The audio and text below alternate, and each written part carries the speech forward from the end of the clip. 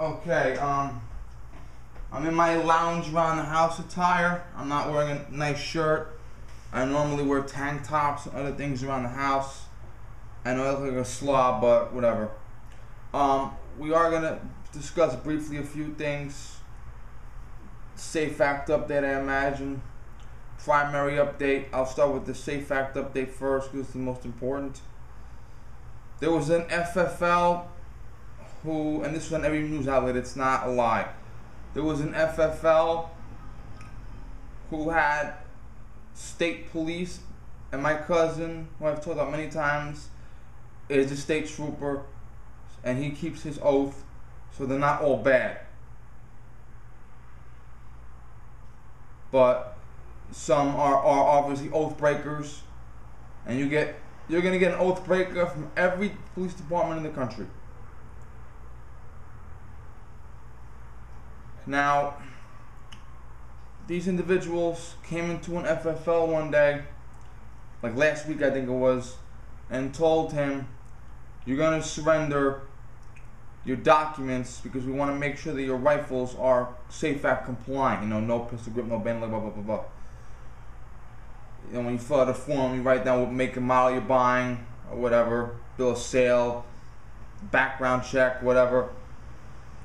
But there is documentation to show who bought what rifle. And these individuals came in and said, you will show us your documentation. And they walked out with 165 documents pertaining to 165 customers. Now what happens from there, I don't know. Do they go to their houses and check? Do they go to their houses and say, let me see the rifle? Let me see the shotgun? I don't know what happens from there. But the problem with that is, would you want to go to that FFL? Because I wouldn't. Nothing personal against that gentleman.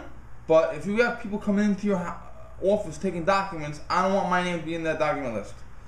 Now, the 4th Amendment specifies you must have a search warrant before entering a private business or home and demanding documentation be shown to you. Now, in theory, a police officer can come into your business and politely ask to see a document, but unless he's holding a search warrant, you can say no. And there are, I've talked about it a billion times, there are exceptions that allow a police officer to search without a search warrant. You know, if he sees it in his plain view. If a police officer sees you run a red light, he doesn't need a search warrant because he saw you do it directly. If a police officer sees you with a crack pipe, he sees it with his eye, he doesn't need a search warrant. If you're under arrest anyway, and you've got heroin in your pocket, he gets to search you when he arrests you. So there are a few exceptions to the warrant requirement where an officer can search you without a warrant. But even then, he has to have some level of, wait a minute, I think that person is committing a crime. A police officer cannot come into your business and ask you for documentation unless he either has a warrant, unless he has a warrant signed by a judge. Remember, there is no loophole and no exception for a police officer coming into a private business and asking for documentation to be shown to him. None. There's no, well, the paper was in my plain view, or the building was on fire.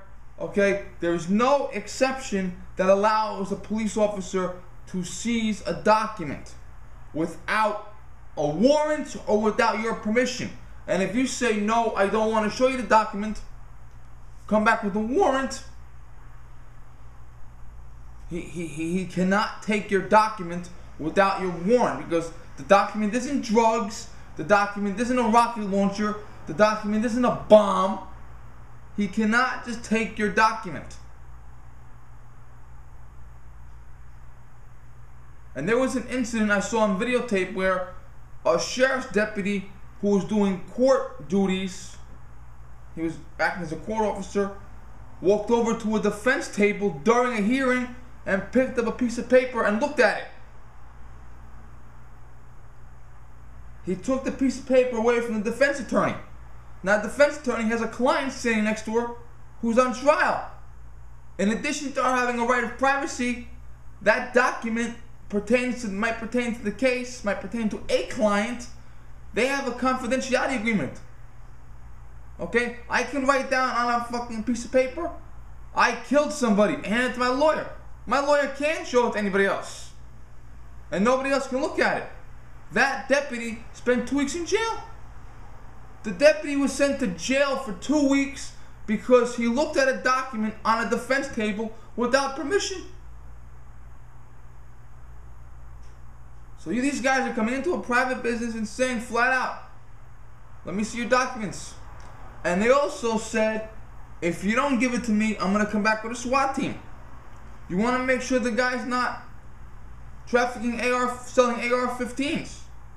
So you're asking for documentation, and if he refuses to cooperate, you're going to come back with AR-15s to make him cooperate. SWAT teams were given out after the Texas Tower shooting so that police could respond to terrorism, mass murder, hostage situations. An FFL is conducting business. He has a license to conduct business. There's no evidence that he's selling anything illegal. You can't just come in and say, give me your documents now, I want them. If you don't do them, I'm going to come back with a SWAT team. So, if this is happening 1 week before primary, we'll get to that in a minute. If this is happening 2 months before an election, what's going to happen after the election? Cuomo has what we call the victory disease, where he believes he is guaranteed to win re-election, and because he is guaranteed to win re-election, he can do whatever he wants. He can seize property, he can threaten people, do whatever he wants, because he's immune. Doesn't affect him. He has no chance of losing. He does what he wants. Closest you're going to get to a king. Now, speaking of primaries, Zephyr Teachout, a college professor, is challenging Cuomo to a primary Monday. Today is Sunday, primary is on Tuesday. Today is Sunday, primary is Tuesday. And it's a Democrat-only primary, and she has a fair chance at beating him. She wins the primary, she goes to November, he goes home. Guaranteed. But even if she loses the primary, she may run third party. And Zephyr Teachout does not like the way the SAFE Act was implemented, but she doesn't really want to repeal it that much. And she talks about Cuomo. She says, you know, the tax breaks. She's not a big fan of tax breaks, which this is the freaking worst tax state in the country. But she also called Cuomo a moderate Republican. Now, I hate to break it to you, but I never saw a moderate Republican say, I'm going to come to your home and take your property. I never saw a moderate Republican say, we need to kill babies. So, if Cuomo is a moderate Republican, I hate to see a liberal. And that's the truth. But she is what you call better.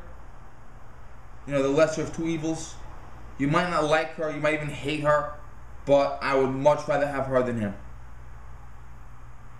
So, if she were to beat him in the primary on Tuesday, and she were to win the general election, I wouldn't be happy, but I'd be less upset. Because she's nowhere near as bad as he is. She doesn't believe in Common Core.